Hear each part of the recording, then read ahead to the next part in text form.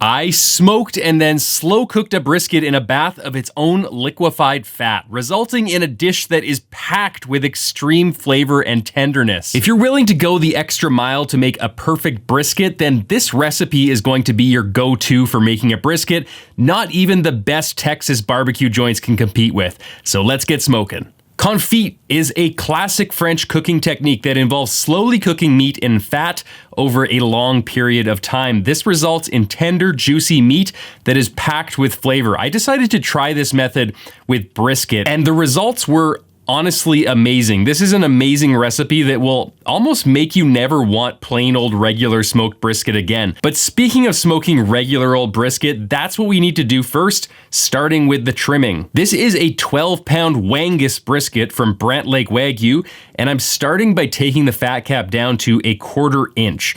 Lately, what I've started doing is using a long, sharp slicing knife. This is a Dalstrong knife on a freezer-chilled brisket to slice away the fat cap to the right thickness.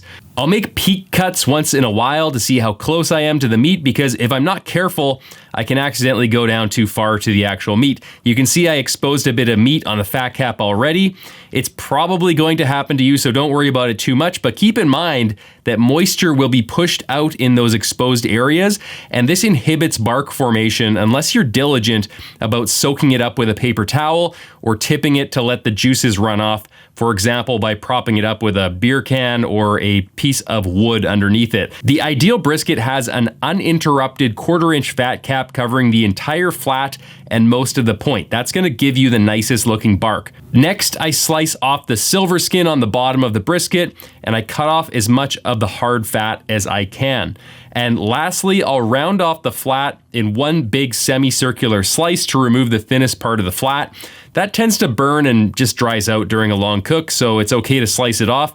Don't worry, I'm saving all that meat for chopped beef, or I make Wagyu smash burgers, which my family absolutely loves, and all the fat gets made into tallow, so nothing goes to waste in my house. After I've trimmed my brisket, it's time to rub it with a seasoning and spice blend. I start with spritzing it down with a bit of water to help the rub stick, and then I'm hitting it with some kosher salt. I'm following up with a heavy dose of pepper. In this case, it's pretty fine grain pepper, but normally I use coarse grain. Then a sprinkling of Lowry's seasoned salt. That's going to add a savory kick with its finely ground salt and sugar, ground celery seed, and other ingredients.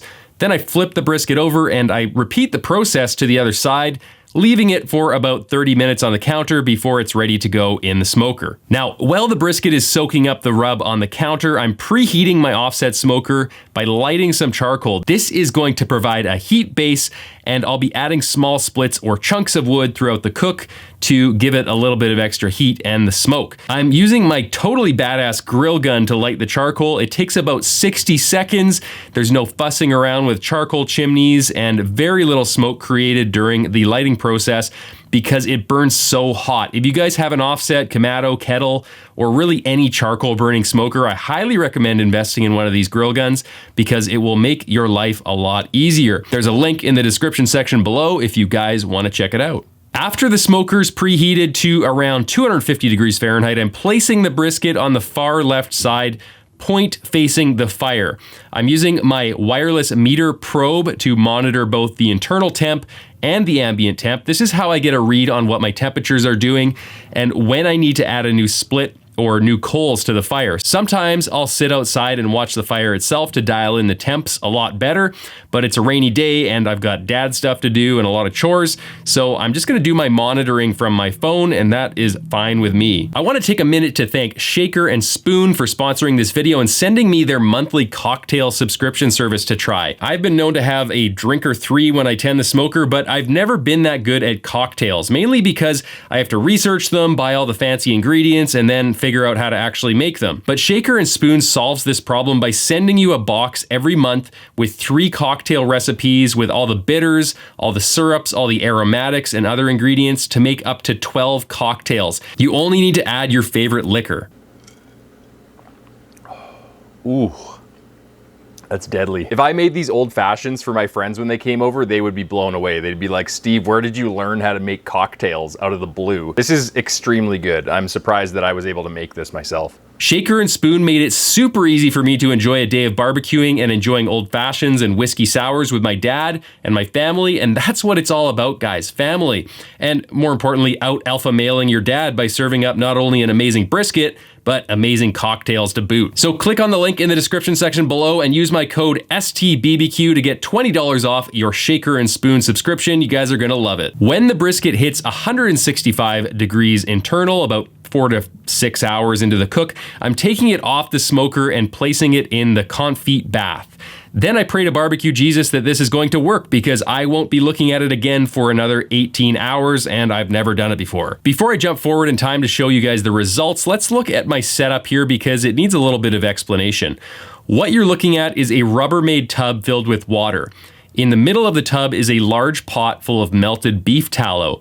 The pot is resting on 2 bricks below it so the water can get all around it and underneath it. There's a sous vide machine submerged in the water tub. They go for about $100 on Amazon. You can use them for all kinds of other things, so it's a good investment for not a lot of money. That sous vide machine is holding the water temperature in the tub at a steady 155 degrees Fahrenheit, which in turn is holding the liquefied beef tallow in the pot at 155 degrees Fahrenheit. So the water in the tub, which is held at 155, is also keeping that beef tallow at a steady temperature, even though there's no direct heating source submerged into the beef tallow. It will hold at this exact temperature pretty much indefinitely, so I can be confident my brisket is going to continue to cook low and slow at 155 degrees for the next 18 hours. If you guys have any questions about this setup and why I did it this way, feel free to ask them in the comment section below. Now, fast forward 18 hours, I'm removing the brisket from its tallow bath and I'm slicing into it.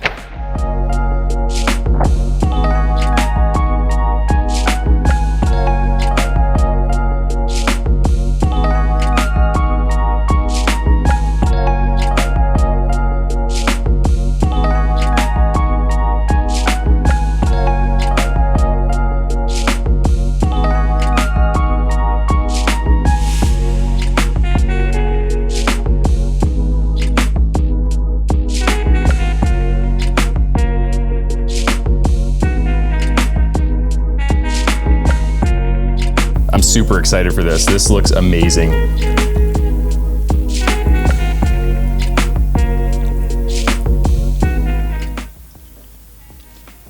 Oh my God. Oh, this is so good. This is the best brisket I've ever had, hands down. Oh my God, I'm overwhelmed by emotion right now. This is crazy. I'm trying to find the words to describe this. Okay, first of all, like it's really juicy and you can definitely tell that there's a lot of fat on the outside of the bark. The bark is really good. It's really well rendered. The fat is well rendered.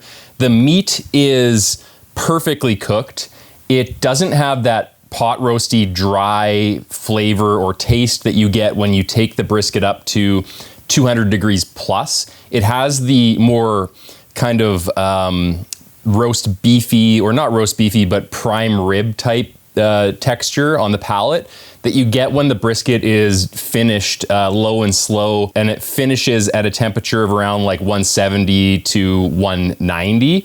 And this just tastes like amazing. It tastes like a really well-cooked prime rib roast with fall apart texture, a ton of fat, and it's got a little bit of something extra that I can't even describe. It's like I'm biting into something that I haven't bitten into before. Like the meat texture is just phenomenal. Let me take a few more bites and see if I can describe it better.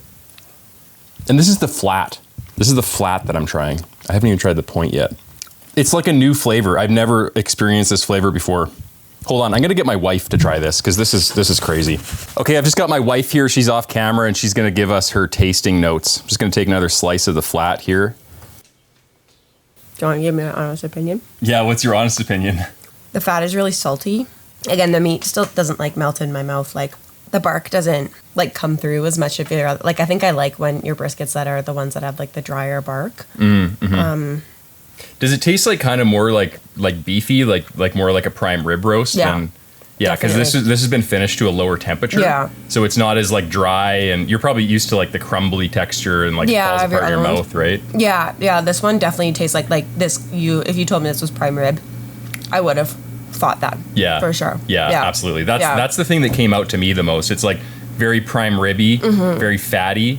Yeah. But it still pulls apart. It's just like it doesn't like crumble and disintegrate in your mouth. Right? Yeah, like some of your other ones where like the first like taste you get is the salty bark, and then you kind of get that like moist, crumbly melt in your mouth. Yeah. This is more like, totally agree, like prime, like beefy, like prime rib style. Right. Where there's more texture to it. It's still delicious. When you build it up like that, I don't know how to respond.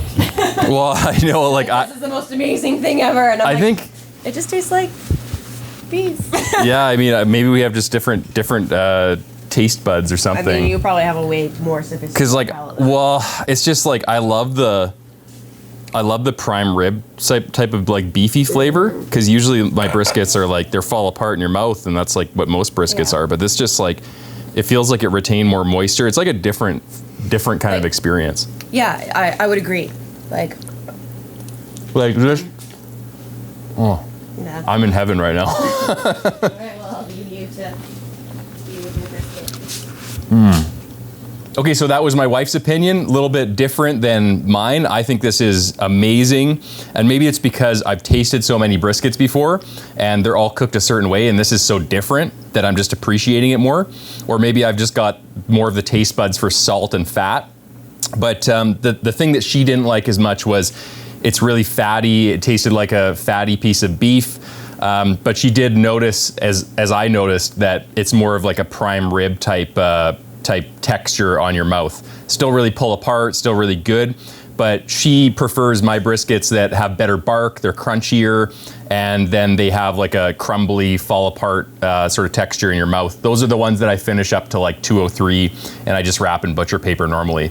So a little bit different for everybody, but to me, this is an amazing brisket. The effort that goes into making this is pretty insane. I don't know if the normal home cook could actually do this unless they wanted to spend a lot of money getting beef tallow or rendering it all down and then getting a sous vide or maybe using it in their oven. There's a lot more steps involved, but I think it's kind of as a bucket list thing to do for a brisket aficionado. It's something that I would definitely recommend trying at least once in your life because it's really good and it's fatty, it's salty, the texture is amazing, so I'm loving it. But maybe you guys will have a different opinion of it. If you've ever done a confit brisket, let me know in the comment section below. I'd love to know your opinion of it and your experience. And if you want to talk about all things brisket and barbecue related, then consider joining my Patreon page. I'll link it in the description section below. We're building an awesome little community on Patreon. We've got a private Discord channel where you can get direct access to me and ask me all of your barbecue related questions. And we're having a lot of fun. So consider joining that. And I will see you guys in the next video. Happy smoking.